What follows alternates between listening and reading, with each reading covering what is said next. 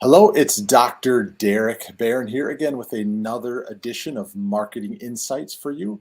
If you are a private practice healthcare professional and you're looking to grow and scale your business, this is a great place to be. Whether you're inside of our private Facebook group or you're on our LinkedIn page or you are in our Facebook page or website, wherever it may be, if there's any way in which we can help you grow and scale your practice, by all means, do reach out to us. If you're watching this live or on a replay, just make sure that you drop a comment in below. Either myself or one of people on our staff will get back to you as soon as we can on it, more than likely myself. But I'll get back to you with any questions that you have. And today I want to dig into something that I speak about often, and it's extremely important for you to follow these rules. And it's going to be 6 rules and guidelines, really a chapter. It's kind of a little book that we did for you on online reviews and why your practice needs them, and essentially how you can get more.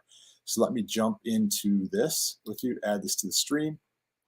All right, so on the start here, as we go again, I'm going to talk about today online reviews, why your practice needs them, and how to get more. If you have any questions, drop them in the comments. I'll either get to them during the presentation or after.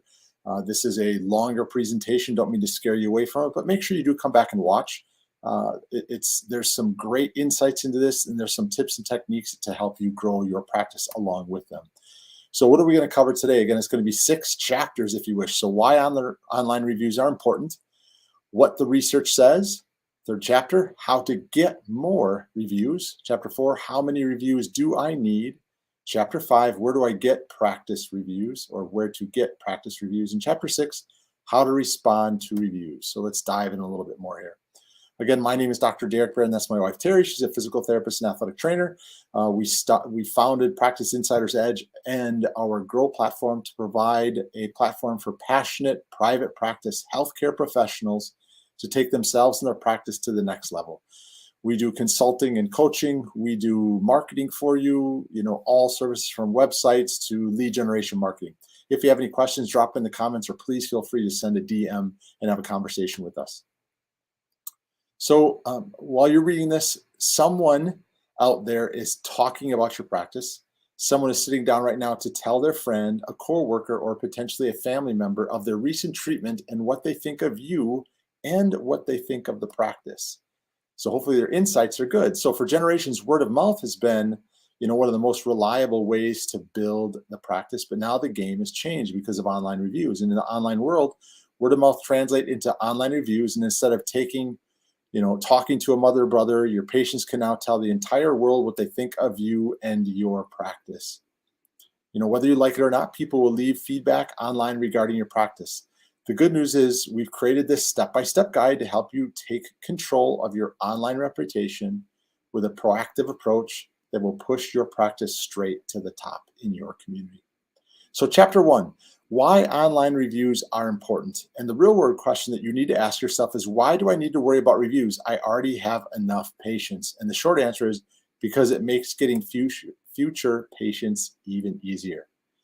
The extensive research looks at how and why patients use online reviews. The purpose is to help practices fine-tune their marketing and see how their patients make key booking decisions. Now, whether they need help for their headache, low back, shoulder, or knee, Google is often the first stop for most patients looking out or looking for a practice to help them out, even after they've contacted a friend or a family member. So within minutes, they have a name, address, phone number, website, and then they see your reviews on there. But that's not the only thing. They're able to see, most importantly, what other people are saying about you, your services, your staff members, and all of that. So more people than ever have before been reading online reviews on a regular basis. In fact, over 90% of patients read online reviews when choosing a practice. So these practice reviews make a difference and influence patients' decisions. They might be the single most important part of an online search because nearly everybody reads them, and over half admit that reviews make a difference in them choosing a practice or a provider. And this means that keeping your current patients happy is an integral part of actually gaining more new patients.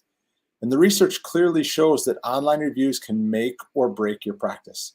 So in order to boost profitability, your online reviews need to be plentiful, positive, and recent. So let's not also forget that reviews are one of the 200 ranking factors on Google, in which they use in their algorithm, making them an important part of your local SEO strategy. And they're actually within the top 5, I believe it's top 3 ways in which it is helping your local SEO component. So SEO professionals know the importance of good reviews and the difference it can make in being found online and patients choosing you more importantly than over your competitors. So chapter 2 is how to get more reviews.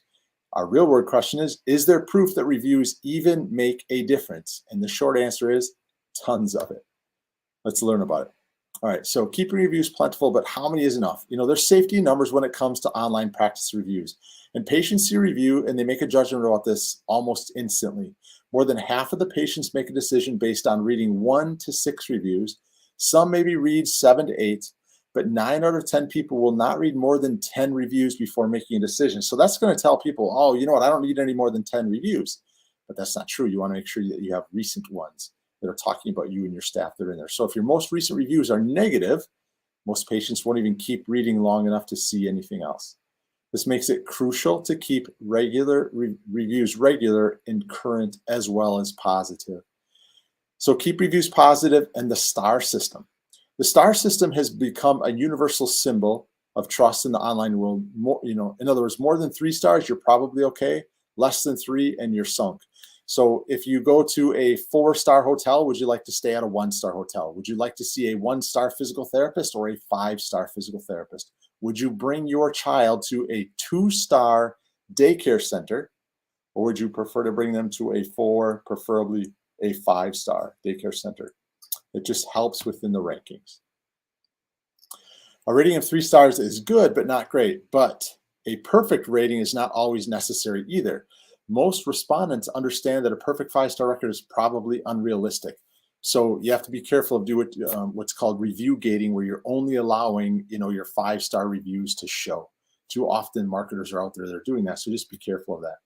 So not only do you need at least 7 to 8 positive reviews in the top to be in those, but those reviews need to be written recently. 73% of patients aren't interested in practice reviews that are older than 3 months, and 22% will only consider those written in the last 2 weeks. This means that 95% of patients are not interested in reviews posted more than 90 days ago. So that can kind of go from a twofold perspective. They want to know what people think today, yesterday, and last weekend, but not necessarily over the last month. People don't really have the time to scroll through them. They like to see that you have 50 or a 75 or 312, but they really want to see what are the most recent ones that are in there. Family clinics or industries with less turnover may be okay with older reviews as long as they're consistently positive, but people just don't trust those that they really can't read more on and aren't consistent. But the good news is if you have a scathing review last summer or a tirade of a dissatisfied patient 6 months ago, which we all have those, it's less likely anyone will give them credence as time passes. This gives you the opportunity to change your online reputation quickly, but consistently is the key. So old news does fade fast, but if you don't have positive reviews to replace it, then you'll be forced into reading reviews that are both outdated and negative, and that doesn't say much for you in your practice. You want to make sure you keep your reviews trustworthy and avoid spamming. Maintaining authentic reviews is the most important factor for patients because it preserves the integrity of both the reviewer and the practice and the provider themselves. Now you need to know, now you know why you need practice reviews and the proof behind it. But the next question we need to answer is how do you get them? So chapter 3 is how to get more reviews. The real world question you want to ask yourself, all right, I believe you, so how do I start getting reviews? And I always tell people it's pretty simple. You just have to ask. Most often, let me actually jump out of this for a second and talk straight to you. Most often providers just don't take the time to ask. And I always tell people when we're consulting with them from a reputation standpoint, whether it's you back in a treatment room or you back in the therapy session or you in an operatory, depending on how you're having the conversation with your client or patient, or you're at the front desk. When a patient walks in and says, "Hi, Jane," who's at the front desk, "Jane, I can't believe how much better I'm feeling after X amount of visits. I'm feeling better after 3, 7, 10, whatever it may be." Jane says, "Oh, Derek, that's great to hear. If you're interested, we'd really appreciate you helping us out. Dr. Barron is actually trying to grow his online reputation. We just want more people to see what we're doing and helping people like yourself. Would it be okay if we sent you an email or a text message? It'll take you maybe 3 minutes to fill it out. It would really help us a lot. Would that be okay with you? So that's a simple thing. When somebody says I'm feeling better, again, whether at the front or whether they come in to see me in the treatment room, it goes off like ding, ding, ding. Hey, Derek, man, I'm glad you're feeling better. It's taken us, a little while to get here, but you really worked through that with me. I really want to grow my online reputation. I'm trying to grow it in Google and in Facebook. Would it be okay if I had Jane up front send you an email or a text message? There will be a link inside there. You can go right directly to our Google page if you'd like. It takes you maybe 3 minutes to fill it out. I really appreciate it. Would that be okay with you? If you kind of ask in that kind position, it positions you in a much better place. I was just asked at a seminar this past weekend at Parker Seminars. I gave a presentation on our practice leverage method, but somebody came up after the talk and they asked the question, when should we ask people for reviews? And they're like, we just have it set up for after their 3rd and 10th visit. And the truth about it is I wouldn't set it for automation. It makes just one step additional for you and or your staff. But if you send it out on the 3rd visit and they were happy the 1st and 2nd, but not the 3rd, then what are you going to do when they leave a negative review?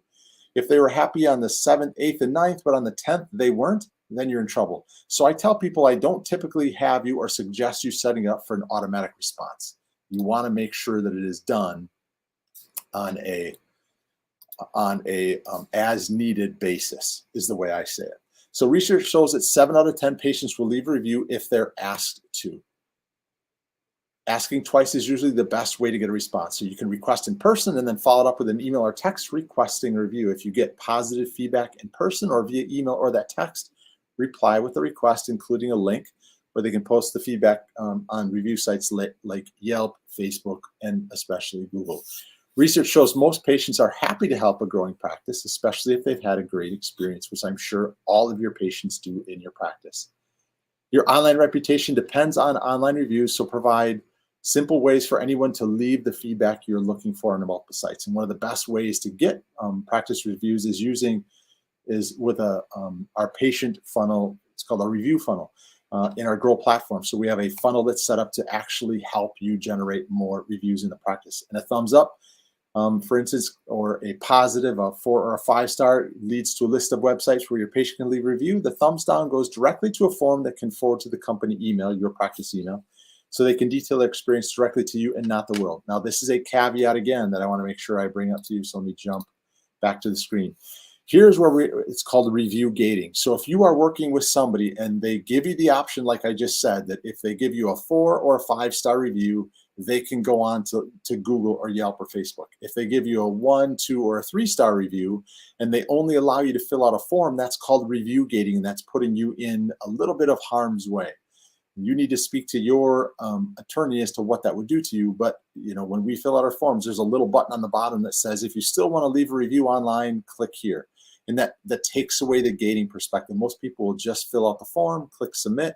If they really want to do that, they can just click that button so it shows that we're not doing review gating. So if you're currently gating your reviews, meaning only allowing 4 and 5-star reviews to show online, you're setting yourself up for a little bit of trouble. And if you do that a lot with Google, you could end up getting your reviews whacked, meaning they'll cut them right out of the platform.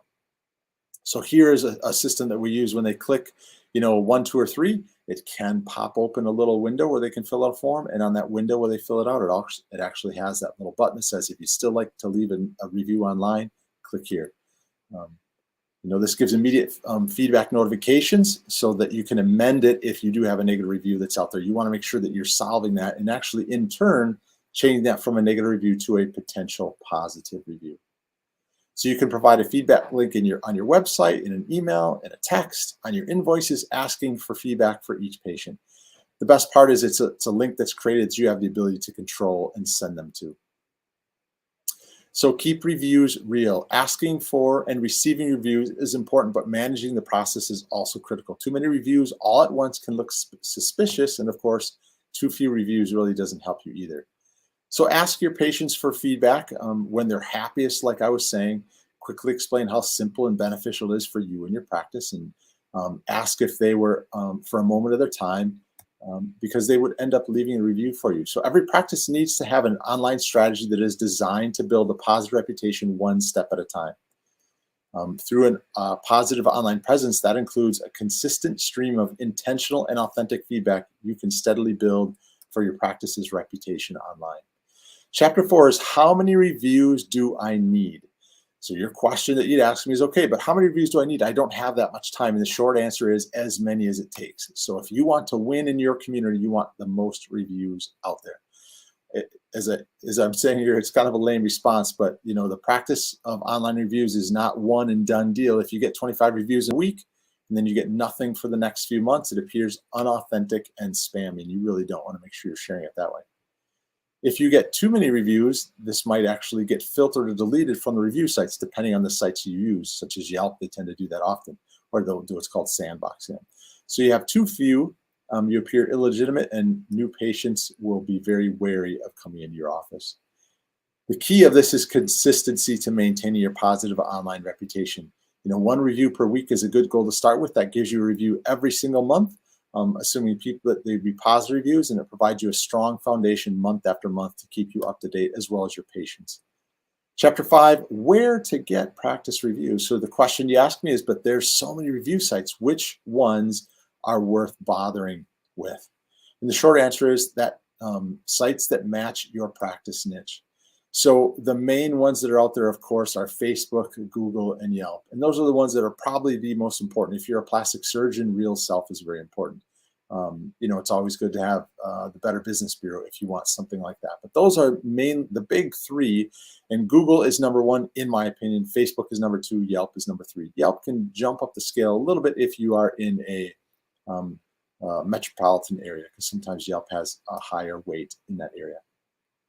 So reviews have been proven to increase your visibility on the web, especially on Google, which drives a vast majority of the internet traffic. So recently, they revealed their new knowledge panel, which shows reviews from around the web and the summary page. And you'll see that just below when you search your practice name. And this means you need more reviews on more than just one location site.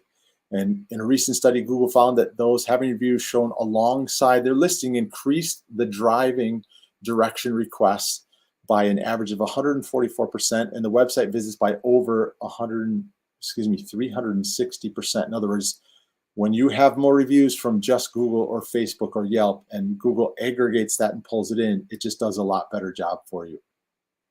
When setting up a review funnel, you can choose which sites you want to feature. It's good to give your patients a few options because not everyone has a Gmail account and everybody has Facebook. So you want to do what you can to allow it to be easier for them. So once they would select the 1, 2, 3, 4, or 5 star, typically your 4 or 5 star, it pops open a window and says, thank you, please leave us a review. They can click on Google, Facebook, or Yelp. If they don't have a Google account and they click on Google, it will actually ask them to set up an account. And we have the ability of turning it on that if somebody does have a Gmail account, as they're entering the information, it will only show them Google, which is a great way to actually start building those. So the other thing you want to do is use your testimonial page. Reviews and testimonials have historically been treated as completely different things. And a review is an honest, unbiased opinion on a third-party review site.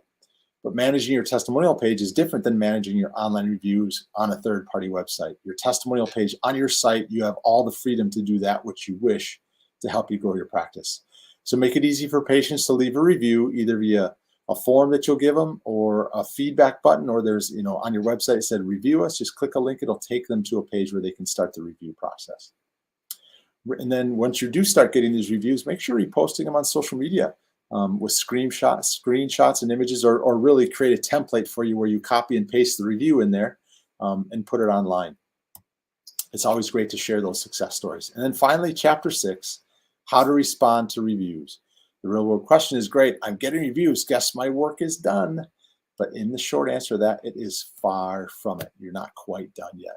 So now that you have these reviews, you need to show the patients who left them and potential patients that you do in fact read them and respond.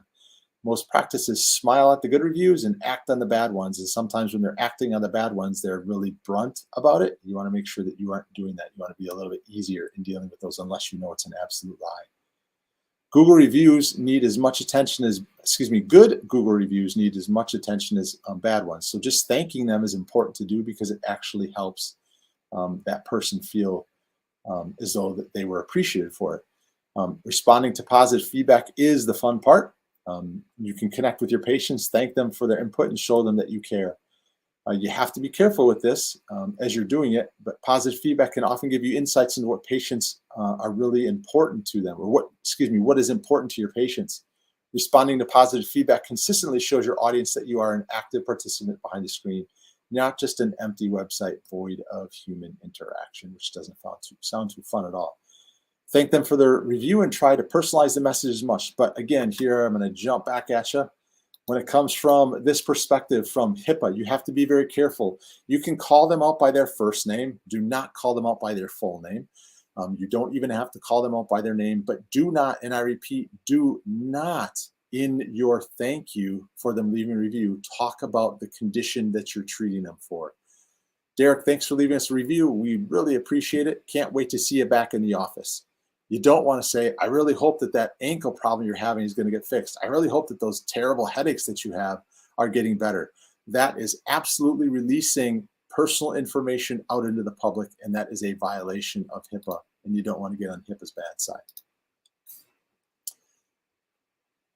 And then responding to the negative feedback, every practice is going to get them. Not everyone's going to be happy, and that's okay. You just have to read the review and get more reviews to go over the top of it. So handling a negative review gives you a chance to win back that patient, and in the process gain new patients.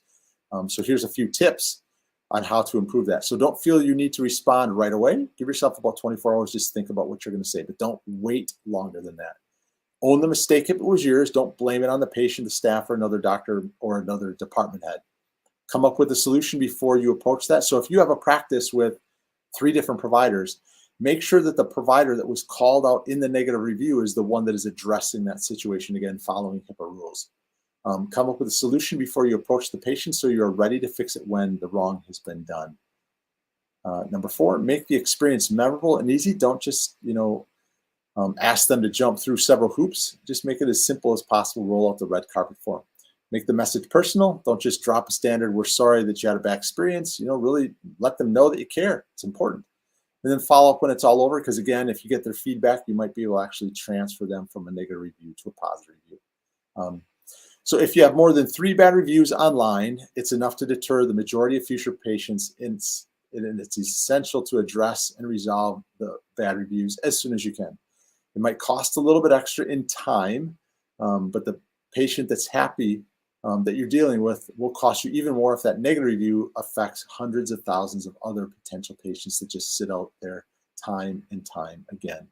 So thank you again for your time today.